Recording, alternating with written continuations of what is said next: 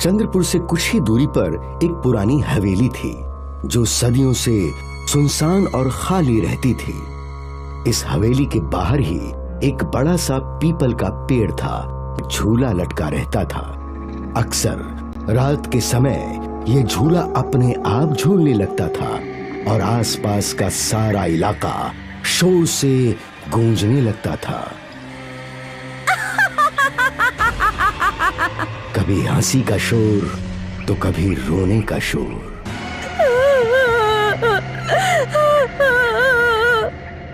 लोग इस हवेली के आसपास भी भटकने से डरा करते थे। एक रात की बात है, रणबीर अपनी पत्नी शिखा और बेटी प्रीति के साथ कहीं जा रहा था। काफी देर हो गई ना, अब तक हमें पहुंच जाना चाहिए था। हाँ, शायद हम रास्ता भटक गए हैं। पापा, मुझे डर लग रहा है। ये जंगल है, यहाँ जंगली जानवर भी होंगे ही। कहीं किसी जंगली जानवर ने हम पर हमला किया तो? अरे बेटा, ऐसा थोड़ी ना होगा। ये जंगल नहीं है, गांव है। आसपास कोई ना कोई जरूर रहता होगा। उन लोगों की कार कुछ ही दूर चली और अचानक रुक गई। क्या हुआ? पता नहीं, गाड़ी अचानक रुक गई। रणबीर ने गाड़ी शुरू करने की कोशिश की, पर गाड़ी शुरू ही नहीं हो रही थी। तभी शिखा का ध्यान हवेली पर गया। देखो, यहाँ कोई पुरानी हवेली है। हाँ, हो सकता है वहाँ कोई हो सकता है। चलो देखते हैं। तीनों गाड़ी से उतरकर हवेली की ओर चलने लगे। इस हवेली को देखकर लगता है कि सदियों से कोई यहाँ आया तक नहीं होगा। ऐसा नहीं होगा, हवेली बहुत बड़ी है, कोई ना कोई जरूर होगा। रणबीर ने हवेली का दरवाजा खटखटाया। कोई है? कोई है? और तभी एक बूढ़ी औरत एक हाथ में लाठी और एक हाथ में लालटेन लेकर उनके सामने आई। कौन हो तुम? माँ जी, मैं रणबीर हूँ। ये मेरी पत्नी शिखा और ये मेरी बेटी प्रीति है। हमारी कार यहीं सामने बंद पड़ गई। रात भी काफी हो गई है। क्या हम यहाँ सुबह तक रह सकते हैं क्या? रह तो सकते हो, पर ये हवेली सदियों से बंद है। अंदर सब कुछ टूटा फूटा है। कोई बात नहीं, हमें सिर्फ सर पे छत मिल जाए, यही काफी है। ठीक है। बूढ़ी औरत ने हवेली का दरवाजा खोला और फिर सभी लोग अंदर गए। आज रात तुम लोग यही हॉल में सो जाना। जी। बूढ़ी औरत वो लालटेन वहीं रखकर चली गई। उसके जाने के बाद शिखा और रणबीर बातें करने लगे। कितनी अजीब औरत थी। हाँ, पर एटलीस्ट समय पे हमें रहने के लिए छत तो मिल गई, वरना इतनी रात को इस सुनसान इलाके में हम कहाँ भटकते। वो भी है। प्रीति, बेटा तुम इस सोफे पे सो जाओ, आप उस पर सो जाइए, मैं यहीं सोती हूँ। ठीक है। रात काफी हो चुकी थी, इसलिए तीनों को जल्द ही नींद आ गई, गहरी नींद। आधी रात को शिखा की आंख खुली तो उसने देखा कि उनकी बेटी प्रीति वहां नहीं थी। प्रीति! प्रीति! शिखा के चिल्लाने से रणबीर भी उठ गया। क्या हुआ? प्रीति यहाँ नहीं है। यही कहीं होगी। इतनी रात को कहाँ जा सकती है? रणबीर और शिखा प्रीति की खोज में जुट गए। वो लालटेन लेकर हवेली के अंदर उसे ढूंढने लगे। प्रीति! प्रीति! प्रीति! शिखा और रणबीर हवेली के हर कमरे में गए, पर प्रीति कहीं नहीं मिली। प्रीति कहाँ चली गई? तभी रणबीर का ध्यान खिड़की के बाहर गया। शिखा, वहाँ देखो। प्रीति! प्रीति पीपल के पेड़ के झूले पर बैठी थी। शिखा और रणबीर दौड़कर हवेली के बाहर आए। उन दोनों ने देखा कि प्रीति किसी से बात कर रही थी, लेकिन वहाँ कोई नहीं था। प्रीति, तुम यहाँ क्या कर रही हो? मम्मी, ये आंटी मुझे यहाँ ले आई। कौन सी आंटी? वहाँ कोई नहीं है। जब शिखा और रणबीर प्रीति के पास पहुँचे तो वो अचानक हवा में उड़ने लगी। मम्मी, मम्मी, प्रीति! रणबीर और शिखा की आंखों के सामने उनकी बेटी उड़ते हुए उनसे दूर जा रही थी। रणबीर और शिखा बेटी को पकड़ने की कोशिश कर रहे थे। अचानक प्रीति पीपल के पेड़ की ओर गई और उस पीपल के पेड़ ने प्रीति को निगल लिया। प्रीति! रणबीर! मेरी प्रीति कहाँ गई? दोनों पति पत्नी रो रहे थे कि अचानक उनकी बेटी पीपल के पेड़ के झूले पर झूलने लगी। प्रीति, प्रीति बेटा! मम्मी, पापा, आप लोग रो क्यों रहे हैं? रणबीर और शिखा प्रीति के पास गए, लेकिन जैसे ही उन्होंने प्रीति को छुआ तो प्रीति एक डायन में बदल गई। डायन को देखकर शिखा और रणबीर डर गए और उस पेड़ से दूर भागने लगे।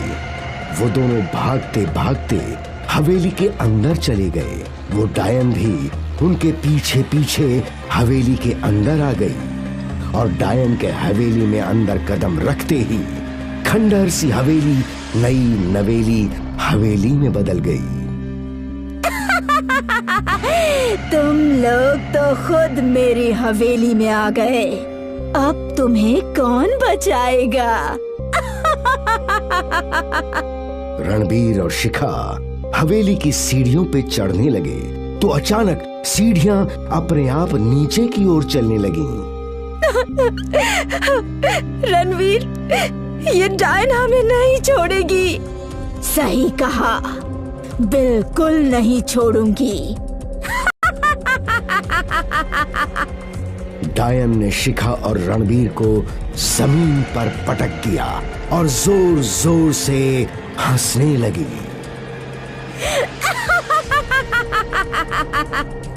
डायन 1 से 2, 2 से 4, 4 से ढेर सारी हो गईं। सारी डायने एक साथ जोर जोर से हंस रही थी। शिखा और रणबीर डर के मारे कांप रहे थे। डायन ने रणबीर पर हमला किया। रणबीर ने डायन के बाल पकड़ लिए। शिखा, तुम भागो। तुम भी साथ चलो। नहीं शिखा, भागो यहाँ से। रणबीर डायन के बाल खींचने लगा। छोड़ दे मेरे बाल, मैं तुझे मार डालूंगी। भले ही तू मुझे मार दे, पर मैं भी तेरा अंत कर दूंगा। डायन गुस्से में रणबीर को दीवारों पर पटकने लगी। रणबीर ने डायन के बालों को पूरी ताकत था। छोड़ मुझे। नहीं छोड़ूंगा। डायन रणबीर को यहाँ वहाँ पटक रही थी और फिर जब रणबीर जमीन पर गिरा तो उसके हाथ लालटेन लग गई। उसने तुरंत लालटेन का कांच तोड़कर आग डायन के बालों में लगा दी। डायन जलने लगी और साथ ही पूरी हवेली भी जलने लगी। रणबीर जैसे तैसे हवेली से बाहर निकला। शिखा रो रही थी। रणबीर को जिंदा देख उसके चेहरे पर मुस्कान आ गई। रणबीर! दोनों जिंदा तो थे, पर अब भी उनकी आंखों में आंसू थे। मेरी प्रीति! शिखा रणबीर के गले लगकर रो रही थी कि प्रीति पीपल के पेड़ की ओर से दौड़ती हुई उनके पास आई। मम्मी! मम्मी! प्रीति तू ठीक है? प्रीति जिंदा है। शिखा ने दौड़कर अपनी बेटी को गले लगाया, उसका माथा चूमा। भगवान का लाख लाख शुक्र है कि तुम बच गई। पर कैसे? माँ, वो पेड़ मुझे दबा रहा था। मेरी सांस फूलने लगी थी, लेकिन फिर अचानक वो पेड़ जलने लगा और मैं छूट गई। रणबीर, शिखा और प्रीति तीनों बच गए। रणवीर ने बड़ी बहादुरी से डायन का सामना किया। डायन की जान उसके बालों में होती है और इसीलिए उसके बाल जलते ही उसकी सारी शक्तियां खत्म हो गईं और वो भस्म हो गई। रात के 11 बज रहे थे। वो 31 दिसंबर की रात थी। अशोक अपने कमरे में बैठकर अपने दोस्तों के फोन का इंतजार कर रहा था, क्योंकि उसे अपने दोस्तों के साथ न्यू ईयर पार्टी में जाना था। अचानक अशोक के मोबाइल की घंटी बज उठी। फोन उसके दोस्त रवि का था। अशोक ने फोन रिसीव कर लिया। हेलो अशोक, तू तैयार हो गया? तुझे याद है ना, रोहन ने अपने घर पर न्यू ईयर पार्टी रखी है, हमें वहीं पर जाना है। अरे यार रवि, मैं तेरे ही फोन का इंतजार कर रहा था। मैं तो बहुत देर से तैयार हो गया हूँ। वैसे एक बात बता, क्या निखिल और गौरव भी आ रहे हैं न्यू ईयर पार्टी में? हाँ यार, वो भी आ रहे हैं, और उनके बगैर न्यू ईयर पार्टी तो अधूरी है। धमाल तो वो दोनों ही करते हैं। तू एक काम कर, तू रोहन के घर पर निकल, हम लोग तुझे वहीं पर मिलेंगे। ठीक है। इतना कहकर अशोक ने फोन रख दिया और वो घर से निकल गया। रोहन की पार्टी में अशोक के वहाँ बहुत सारे दोस्त आए थे। पार्टी बहुत बढ़िया थी, सबने बहुत एंजॉय किया। पार्टी में गौरव और रवि ने बहुत ड्रिंक कर लिया। वो गाड़ी ड्राइव करने की स्थिति में नहीं थे, तो अशोक ने सोचा कि उन दोनों को घर छोड़ देता हूँ, फिर अपने घर चला जाऊंगा। अशोक अपने दोस्तों को लेकर पार्टी से बाहर निकल गया। रात के करीब 2 बज रहे थे। कोई रिक्शा वाला या टैक्सी नहीं मिल रही थी, तो वो लोग चलते चलते बहुत दूर निकल गए, लेकिन उन्हें फिर भी कोई रिक्शा या टैक्सी नहीं मिली। अशोक ने सोचा कि कैब बुला लेता हूँ, और फिर अशोक ने कैब बुक कर दी। वो सब कैब के लिए वेट करने लगे। पूरी सड़क एकदम सुनसान थी, दूर दूर तक कोई नजर नहीं आ रहा था। अशोक ने आसपास बैठने के लिए जगह ढूंढी, लेकिन कहीं पर भी जगह भी नहीं मिली। उसने आसपास देखा अगर कोई दुकान खुली हो, लेकिन उसे कोई दुकान भी खुली नहीं मिली। तभी इतने में अशोक को एक दुकान की लाइट जलती हुई दिखी। वो दुकान 2 दुकानों के बीच में एक छोटी सी जगह पर थी, जो कुछ अजीब सी थी, मानो बहुत ज्यादा पुरानी हो। अशोक वहां अपने दोनों दोस्तों को लेकर गया। उस दुकान का बोर्ड बहुत ही अजीब सा था। उस दुकान के बोर्ड के 2 आखिरी सिरे पर 2 अजीब से मुख बने हुए थे, और उन मुख पर सींग भी बने हुए थे, मानो कोई शैतान का मुख हो। उस बोर्ड पर लिखा हुआ था शापित बस्ती। अशोक ने देखा और वो दुकान नींबू पानी और कोल्ड ड्रिंक्स की थी, और वहां पर अंदर बैठने की जगह भी थी। अशोक ने दुकान के बाहर खड़े रहकर आवाज लगाई, कोई है अंदर? इतने में एक बूढ़ा सा दिखने वाला एक आदमी बाहर आया।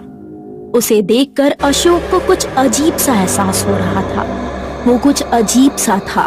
उसने एक फटी पुरानी चादर ओढ़ी थी, और चादर के नीचे के कपड़े ठीक से नहीं दिख रहे थे, सिर्फ चादर ही दिख रही थी। उनका चेहरा बहुत अजीब सा था। उसके चेहरे पर एक अजीब शीश थी। उसके चेहरे की लाली ऐसी थी मानो कोई जिंदा इंसान ना हो। क्या हम अंदर बैठ सकते हैं? वो हमारी कैब थोड़ी ही देर में आती होगी। हाँ, अंदर आ जाओ। वो सब अंदर बैठ गए। कुछ लोगे? नींबू पानी या फिर कुछ और? अशोक को ख्याल आया और वो मन में बोला, गौरव और रवि को नींबू पानी पिला देता हूँ, जिससे उनका हैंगओवर थोड़ा कम हो जाएगा। 2 नींबू पानी दे दीजिएगा। अशोक चांद की तरफ देख रहा था। उस दिन पूर्णिमा की रात थी। चांद बहुत चमक रहा था। वो चांद को बस देखे ही जा रहा था कि अचानक उसकी नजर दुकान के मालिक पर गई। उसने देखा कि चांद की इतनी रोशनी में सबकी परछाइयां दिख रही थी, लेकिन उस बूढ़े की परछाई ही नहीं दिख रही थी। अशोक को ये देखकर कुछ याद आया कि जब भी वो छुट्टियों में नानी के घर जाता था, तब उसकी नानी उसे भूत की कहानियां सुनाया करती थी। वो कहती थी कि जिसकी परछाई ना दिखे वो भूत होते हैं। अशोक ने दोबारा सोचा कि कहीं ये उसका भ्रम तो नहीं है, इसलिए वो चेक करने के लिए धीरे से आगे बढ़ा, और वो धीरे से चलकर उसके पास चला गया। उसने देखा कि वो जो नींबू निचोड़ रहा था, उस नींबू में से रस की जगह गहरे लाल रंग का खून निकल रहा था। जैसे ही उसने वो देखा, वो बूढ़ा आदमी उसकी तरफ यानी पीछे घूम गया। अशोक ने जो नजारा देखा वो दिल दहला देने वाला था। उसने देखा कि उसका चेहरा और पूरा शरीर ऐसा हो गया था मानो इस दुनिया के बाहर का प्राणी हो। उसके चेहरे पर से आंखें और नाक गायब हो गए थे और उसके कान बहुत ही बड़े हो गए थे और उसकी वो अजीब सी हंसी बहुत डरावनी थी। उसके वो नुकीले दांत, जिसमें दांत टेढ़े मेढ़े और छोटे बड़े थे, ये देखकर अशोक बहुत डर गया। उसके दोस्तों को कुछ पता नहीं था कि यहाँ क्या हो रहा है, क्योंकि वो सब शराब के नशे में थे। वो दोस्तों के पास गया। वो अपने दोस्तों को वहाँ से उठा ही रहा था कि इतने में ही वो अजीब सा प्राणी पास आ गया। अशोक ने बहुत कोशिश की कि वो दोस्तों को लेकर भाग जाए, लेकिन वो शराब के नशे में थे, इसलिए वो उन्हें बचाकर भाग नहीं सका।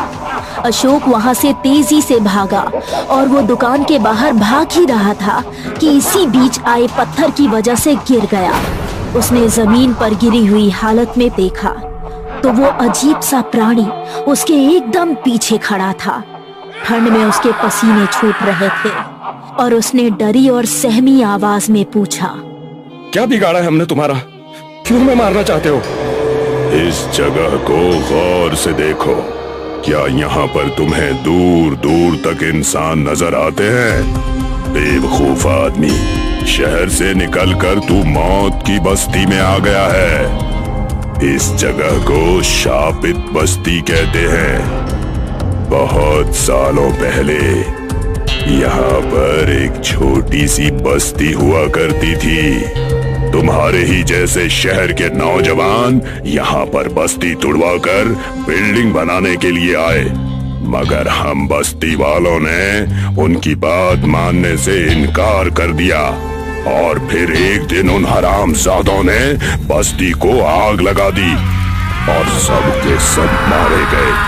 तब से हम सब की आत्माएं इसी जगह पर रहती हैं और ये पूरा इलाका हमारा है और हमारा ही रहेगा।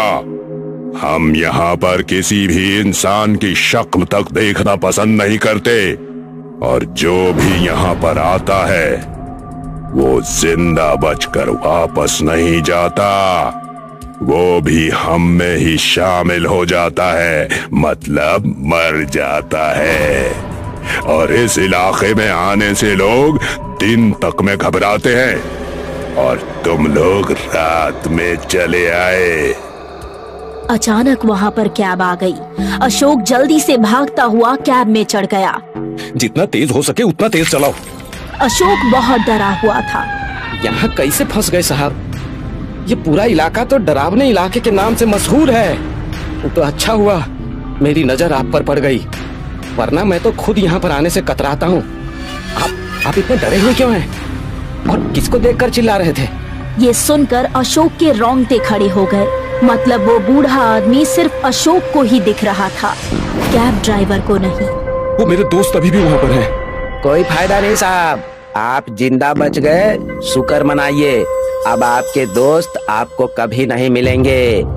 इस जगह पर लोगों के गायब होने की घटनाएं होती रहती हैं और जो यहाँ पर एक बार लापता हो जाता है वो फिर कभी नहीं मिलता साहब।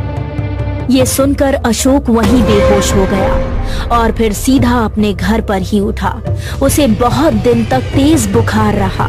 इस घटना के बाद अशोक के दोस्त यानी गौरव और रवि कभी नहीं मिले। वो आज तक लापता है। ये कहानी 1990 की है। महेंद्र ठाकुर का परिवार चंदन नगर में रहता था। इस परिवार में 3 लोग थे, महेंद्र ठाकुर, उनकी पत्नी सुधा ठाकुर और उनकी बेटी गौरी ठाकुर। ए जी, गौरी का हॉस्टल में जाकर पढ़ना जरूरी है का? हाँ, बहुत जरूरी है। वो पढ़ेगी तभी तो बड़ी अफसर बनेगी। मुझे अपनी बेटी को अफसर नहीं बनाना। मैं तो चाहती हूँ कि 2 साल में उसका ब्याह करके ससुराल भेज दूँ। ओहो ठाकुराइन जी, कभी तो बड़ा सोचिए। सोचिए, अगर आपकी बेटी अफसर बन गई तो समाज में हमारी कितनी इज्जत बढ़ जाएगी। आहा, और अगर इसे हॉस्टल भेजने के बाद कुछ हो गया तो वही समझ लीजिए कि हमारे मुंह पे कालिक पुतेगी। मुझे अपनी बेटी पर पूरा भरोसा है, आप बस उसका सामान पैक कर दीजिए, हम उसे आज शाम ही हॉस्टल छोड़ आएंगे। ठीक है, वैसे आप किसी की सुनते कहाँ हैं? सुधा ठाकुर नहीं चाहती थी कि गौरी उनसे दूर जाए, पर गौरी को और पढ़ना था और महेंद्र ठाकुर को अपनी बेटी को अफसर बनाना ही था। इसीलिए सुधा ठाकुर ने न चाहते हुए भी अपनी बेटी का सामान पैक कर दिया। शाम के लगभग 5 बजे थे। तीनों कार में बैठ गए। कार कुछ ही दूर पर पहुंची थी कि अचानक कार बंद पड़ गई। क्या हुआ पापा? लगता है कार का टायर पंचर हो गया है, मैं देखता हूँ। महेंद्र ठाकुर ने देखा तो कार के सारे टायर्स एक साथ पंक्चर हो गए थे। अरे बाप रे, सारे टायर पंचर हैं। सुधा, तुम दोनों गाड़ी के अंदर ही बैठो, मैं पंचर बनाने वाले को लेकर आता हूँ। जल्दी आना पापा। हाँ बेटा, अभी गया अभी आया। महेंद्र ठाकुर दोनों को अकेले छोड़कर चला गया। काफी समय बीत गया। अब सूरज ढलने लगा था। गौरी को डर लग रहा था। माँ, पापा अभी तक नहीं आए। बेटा, आ जाएंगे। वो टायर वाला दूर होगा, उसे लाने में समय लगेगा ना। पर माँ, अब अंधेरा हो रहा है, एक तो यहाँ लाइट भी नहीं है। तो क्या हुआ, मैं हूँ ना तेरे साथ, तू चिंता मत कर बेटा, मैं यहीं हूँ। सुधा ने गौरी को तसल्ली दी। सूरज ढल गया और आसपास अंधेरा हो गया। सुधा और गौरी अब भी कार में ही थीं। अचानक कार की खिड़की पे एक कुबड़ा तांत्रिक आ गया। यही है वो। माँ! गौरी ने डर के मारे अपनी माँ को गले लगा लिया। निकल यहाँ से। सुधा ने कार का कांच बंद। बेटा घबरा मत, वो कोई पागल है। माँ! गौरी डर के मारे अपनी माँ से लिपटी हुई थी और कुबड़ा तांत्रिक गाड़ी के बाहर नाच रहा था। मिल गई, मुझे वो मिल गई। तुझे जिसकी तलाश थी मुझे वो मिल गई। कुबड़ा तांत्रिक गोल गोल घूमता रहा और अचानक वो गाड़ी के कांच के नजदीक आया। गौरी ने अपनी आंखें खोलकर उसे देखा और तांत्रिक ने अपने पास की एक बोतल खोल दी। उस बोतल के अंदर से धुआं निकला जो कार के कांच के कोनों से अंदर गया। वो धुआं गौरी के भीतर चला गया और गौरी एकदम शांत हो गई। उसने अपनी माँ को छोड़ दिया। क्या हुआ बेटा? कुछ नहीं, ठीक है। तेरा काम हो गया, मैंने तुझे आजाद कर दिया तारिका, मैंने तुझे आजाद कर दिया। अब तू जो चाहे वो कर सकती है। कुबड़ा तांत्रिक नाचते नाचते वहाँ से चला गया। कुछ देर बाद महेंद्र ठाकुर पंक्चर वाले के साथ वहाँ पहुँचा। काफी देर हो गई आपको? हाँ, 4 किलोमीटर चलकर जाना पड़ा। पंक्चर वाले ने एक एक करके सारे टायर के पंक्चर बना दिए और वहाँ से चला गया।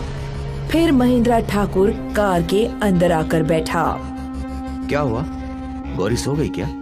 हाँ लगता है, कुछ देर से बोल नहीं रही। गौरी, बेटा गौरी, उठ जा, चल हमें तेरे हॉस्टल जाना है। गौरी ने तुरंत अपनी आंखें खोली। मुझे हॉस्टल नहीं, घर जाना है। अरे ये क्या बात हुई? सुबह तक तो तू ही हॉस्टल जाने की जिद लगाई बैठी थी। मैंने कहा ना, मुझे घर जाना है। पहली बार मेरी बेटी मेरे मन का बोल रही है। आप क्यों बहस कर रहे हैं? घर चलिए। ठीक है, कल देखते हैं, शायद गौरी का मन बदल जाए। महेंद्र ठाकुर ने गाड़ी घुमा ली और वो लोग वापस अपने घर लौट आए। घर लौटते ही गौरी कार से उतरकर अपने कमरे में चली गई। इसे क्या हुआ? पता नहीं। हाँ, पर आप जब आए थे तब वहाँ एक पागल आया था। वो पागल गौरी को घूर घूर के देख रहा था। और बोल रहा था कि यही है वो, और उसने किसी का नाम लिया था। मैंने तुझे आजाद कर दिया तारिका। क्या? तारिका? तांत्रिक का नाम सुनते ही महेंद्र ठाकुर के पसीने छूटने लगे। और क्या हुआ? बस यही, तब से गौरी शांत हो गई और वो पागल वहाँ से चला गया। ठीक है सुधा, कल सुबह हमें पहाड़ी वाले मंदिर जाना होगा। पर अचानक? हाँ, जरूरी काम है। उसी रात सुधा सो गई, पर महेंद्र को नींद नहीं आ रही थी। क्या तारिका लौट आई? उसे किसने आजाद किया होगा? वो ये सब सोच ही रहा था कि गौरी उसके सामने खड़ी हो गई। गौरी महेंद्र ठाकुर को घूरे जा रही थी। क्या हुआ बेटा, तुम्हें नींद नहीं आ रही क्या? बहुत प्यार करता है ना तू इससे। कौन हो तुम? मुझे भूल गया? मैं तारिका हूँ, तारिका। सुधा की नींद खुली और गौरी का ये रूप देखकर वो सहम गई। तारिका, मेरी बेटी ने तुम्हारा क्या बिगाड़ा है? उस मासूम को छोड़ दो। नहीं छोड़ूंगी, बिल्कुल नहीं छोड़ूंगी, किसी को नहीं छोड़ूंगी। गौरी ने सुधा के बाल पकड़कर खींचे। गौरी बेटा! गौरी नहीं, तारिका हूँ मैं, तारिका। गौरी ने सुधा को दीवार पर पटक दिया और सुधा के सिर से खून टपकने लगा। और फिर गौरी ने महेंद्र ठाकुर की गर्दन दबोच ली। उस दिन मैं भी सामने गिड़गिड़ा रही थी कि मुझे छोड़ दे, तूने मुझे नहीं छोड़ा।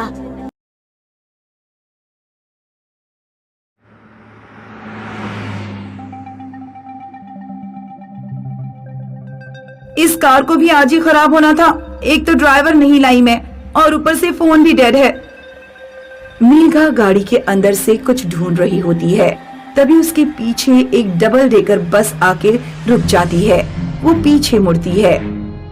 ये बस कहाँ से आ गई? मैंने तो रोका भी नहीं। मेघा बस में चढ़ जाती है। बस के अंदर कुछ लोग बैठे हैं, टूरिस्ट जैसे कपड़े पहने हैं, जैसे किसी साइट सीइंग पे आए हों। बस के अंदर म्यूजिक बज रहा है। भैया, मुझे अटावा शहर में उतार देना। टिकट?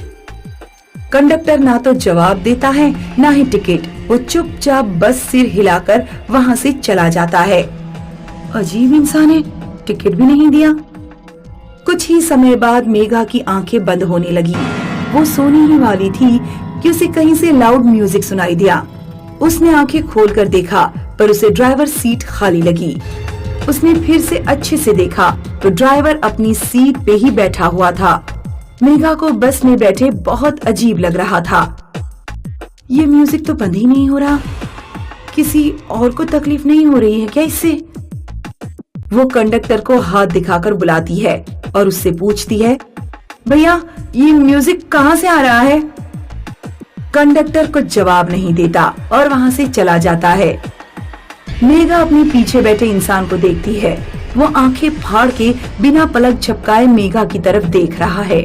मेघा थोड़ा डरे हुए उससे पूछती है, ये इतना लाउड म्यूजिक कहाँ से आ रहा है? ऊपर पार्टी हो रही है। रात के 12 बजे, वो भी एक चलती हुई बस में? कैसी पार्टी है ये? तुम्हारी मौत की। एक्सक्यूज मी, ये आप क्या कह रहे हैं? इतना कह के वो इंसान उठकर ऊपर चढ़ने लग जाता है। धीरे धीरे हर पैसेंजर ऊपर चला गया। अब बस ड्राइवर और मेघा बच गए थे। मेघा को बस में बैठे हुए काफी टाइम हो चुका था और अभी तक वो शहर नहीं पहुंची। उसने बस ड्राइवर से पूछने का सोचा। ड्राइवर भाई साहब, हम कहाँ पहुँचे हैं? ड्राइवर सीट पर बैठे हुए अपना पूरा सिर घुमाकर मेघा को देखकर भयानक तरीके से हंसता है। कौन हो तुम? हे भगवान, मैंने ये क्या देख लिया? मेघा की ऊपर पहुंच के आंखें फटी की फटी रह जाती हैं। उसने देखा कि वहाँ पार्टी चल रही थी, पर कोई ऐसी वैसी पार्टी नहीं, बल्कि भूतों की पार्टी। किसी भूत का सिर कटा हुआ था तो किसी भूत के हाथ, कोई भूत आग में जला हुआ था तो किसी भूत का चेहरा छिला हुआ। ये क्या हो रहा है? मेघा जब ये बोल रही होती है तभी वो कंडक्टर अपने नुकीले नाखून वाले हाथ से मेघा को आगे लेके आता है। कंडक्टर की आंखें पूरी सफेद हैं। नहीं नहीं, मुझे जाने दो, प्लीज जाने दो। सारे भूत मेघा को चारों ओर से घेर के नाचने लग जाते हैं। मेघा जोर जोर से चिल्ला रही थी, गिड़गिड़ा रही थी, पर भूतों की पार्टी के शोर की वजह से उसकी आवाज कोई नहीं सुन पाया। मेघा किसी तरह भूतों के चंगुल से निकलकर नीचे भागती है। मेघा नीचे पहुंचती है और बस का ड्राइवर अपना सिर उल्टा करके बस चला रहा है। नहीं, मैं ऐसे नहीं मरने वाली, नहीं। कहाँ जाना है?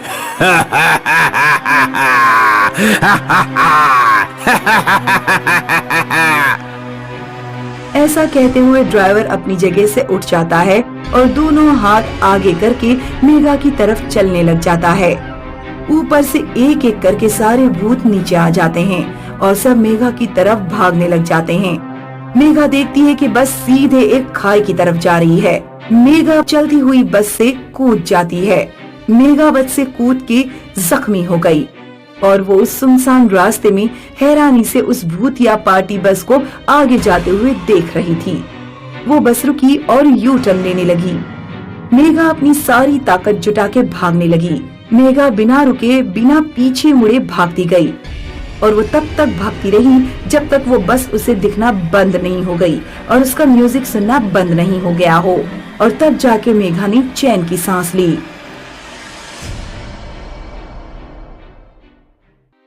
ये वाकया सन 2006 के आसपास का है।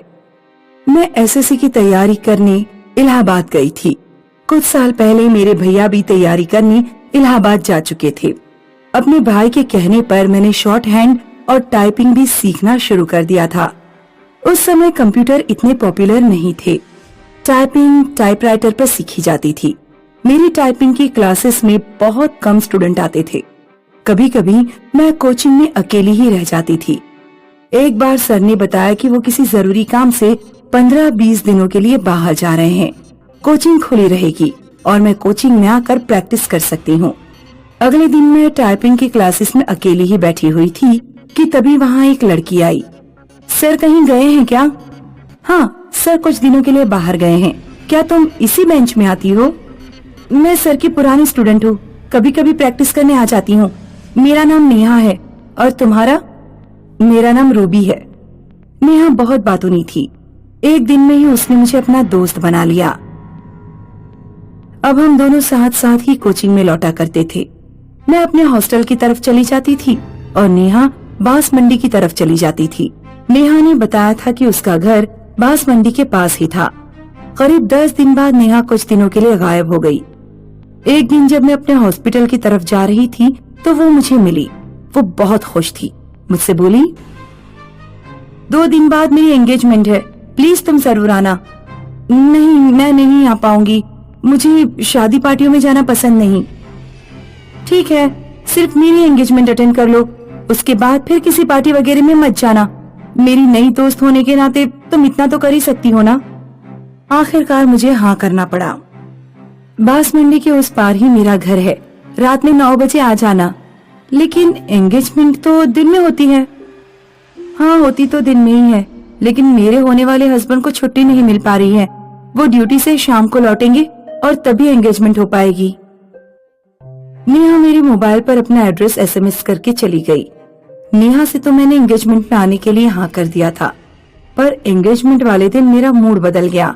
मैंने शहर के रास्ते देखे नहीं थे और फिर रात में जाना था, इसलिए मैंने डिसाइड कर लिया कि मैं नहीं जाऊंगी। लेकिन उस शाम करीब 7:30 बजे लाइट चली गई। वैसे हॉस्टल की लाइट बहुत कम ही जाती थी, लेकिन उस दिन 1 घंटे तक लाइट नहीं आई। मैं अंधेरे में लेटी रही। अचानक पीछे से किसी ने तकिया सहित मेरा मुंह सर ऊपर उठा दिया। मैं अपने आप उठकर बैठ गई। डर के मारे मैं कूदकर बेड से बाहर आ गई और मैं टेबल पर रखे मोबाइल की तरफ बढ़ी ताकि मोबाइल की टॉर्च चला सकूं। लेकिन मेरा पैर मच्छर भगाने वाले कॉइल के स्टैंड पर पड़ गया और मैं बुरी तरह चिल्ला पड़ी। मुझे लगा मेरे पैर में काफी घाव हो गया होगा। लेकिन कुछ देर बाद जब लाइट आई तो मैंने देखा कि पैर में कुछ भी नहीं हुआ है। अचानक मेरा मोबाइल बजा। नेहा का ही फोन था।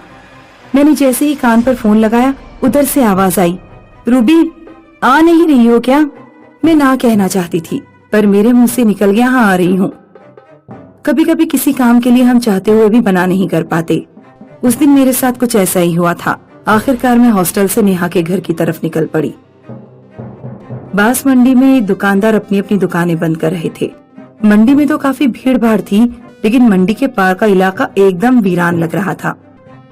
मेरा मन कर रहा था कि मैं लौट जाऊं, लेकिन फिर मैंने सोचा जब इतनी दूर आ ही गई हूं तो फिर लौटना बेकार है। मैं विचारों में खोई हुई चली जा रही थी, तभी किसी ने मेरे पीछे कुछ फेंका। मैंने पीछे मुड़कर देखा तो खोपड़ी थी। डर के मारे मैं तेजी से चलने लगी। राइट साइड में मुझे एक गली दिखाई दी, जिसके आगे तिलक कॉलोनी का बोर्ड लगा था। मैंने तुरंत मोबाइल से वो SMS देखा जिसमें नेहा का एड्रेस लिखा था। मैं तुरंत ही गली के अंदर गई। गली काफी लंबी थी और उसके सबसे अंतिम मकान पर सजावट की हुई थी। मैं समझ गई कि वही नेहा का मकान है। मैंने नेहा के घर की तरफ बढ़ते हुए नेहा को फोन किया। हेलो नेहा, क्या तुम बाहर आ जाओगी? मैं तुम्हारे घर पर पहुंचने ही वाली हूँ। तुम सीधे घर के अंदर आ जाओ। इतना कहकर नेहा ने फोन काट दिया। घर के बाहर काफी चहल पहल थी, लेकिन जैसे ही मैं घर के अंदर घुसी मेरे होश उड़ गए। पूरा घर एक खंडर जैसा लग रहा था। घास और झाड़ियां जगह जगह उगी हुई थीं। मैं समझ गई कि यहाँ कुछ गड़बड़ है, लेकिन मैंने पीछे मुड़कर देखा तो मेरे पीछे दरवाजा था ही नहीं, दीवार थी। तभी मुझे मेरे पीछे किसी के हंसने की आवाज सुनाई दी। वो हंसी भयानक थी। तो नेहा खड़ी थी। उसके पूरे चेहरे पर लाल सिंदूर लगा हुआ था। उसने श्रृंगार किया हुआ था, लेकिन श्रृंगार ने उसका चेहरा और भयानक बना दिया था। नेहा अपने दोनों हाथ आगे करके मेरी तरफ बढ़ी, जैसे वो मेरा गला घोटने आ रही हो। मैं पीछे भागती तो कहाँ भागती, क्योंकि पीछे तो दीवार थी, कोई दरवाजा नहीं दिख रहा था। मैंने चिल्लाना शुरू कर दिया, बचाओ बचाओ। जमीन पर ईंटें और पत्थर पड़े हुए थे। मैंने ईंटें पत्थर उठाकर नेहा की तरफ फेंकना शुरू कर दिया। वो पत्थरों से लहूलुहान हो गई, लेकिन फिर भी हंसी और मेरी तरफ बढ़ती जा रही थी। मैंने देखा कि दीवार के किनारे एक शहतूत का पेड़ है। मैं उस पेड़ के सहारे दीवार कूद सकती थी, लेकिन मैं पेड़ की तरफ भागी। मैं पेड़ तक पहुंच नहीं वाली थी, लेकिन पीछे से नेहा ने मेरा पैर पकड़ लिया और वो मुझे खींचने लगी। आखिरकार मैंने एक ईंट उठाकर उसके सिर पर मारी। वो बेहोश होकर गिर पड़ी और मैं पेड़ से कूदकर तुरंत ही बाउंड्री के बाहर आ गई। मुझे नहीं समझ आ रहा था कि मैं कहाँ पर हूँ, इसलिए मैंने हॉस्टल के चौकीदार को फोन किया और जगह की लोकेशन बताई। चौकीदार ने मुझे बताया कि मैं तिलक कॉलोनी के पार वाले खंडर में हूँ। उसने कहा कि वो आधे पौने घंटे में पहुँच जाएगा। तभी मेरे कंधे पर पीछे से किसी ने हाथ रखा। ये नेहा की आत्मा थी। क्या तुम जिंदा नहीं हो और मुझे क्यों सता रही हो? 7 साल पहले तुम्हारा भाई अभिषेक और मैं एक ही बैच में टाइपिंग करते थे। मैं अभिषेक को अपनी जान से ज्यादा प्यार करती थी। हमने एंगेजमेंट प्लान बना लिया था। अभिषेक ने कहा था कि वो अपने घर जल्दी से ही मेरे बारे में बता देगा, लेकिन एंगेजमेंट होने से कुछ दिन पहले ही तुम्हारे भाई की नौकरी लग गई। नौकरी लगने के बाद तुम्हारे भाई के लिए ढेर सारे महंगे महंगे रिश्ते आने लगे। उन्होंने ढेर सारा दहेज देकर एक लड़की से शादी कर ली और मुझे धोखा दे दिया। मैं अभिषेक के बिना नहीं जी सकती थी, इसलिए मैंने आत्महत्या कर ली। इतना कहकर नेहा की आत्मा गायब हो गई। मुझे अपने भाई पर बहुत शर्म आई। मैं आंखों में आंसू लिए अपने हॉस्टल लौट आई। बाद में करप्शन के आरोप में मेरे भाई की नौकरी छूट गई। नौकरी छूटते ही मेरी भाभी ने मेरे भाई को छोड़ दिया। मेरा भाई आज अकेले जिंदगी बिता रहा है। उसे अपनी करनी का फल मिल चुका है।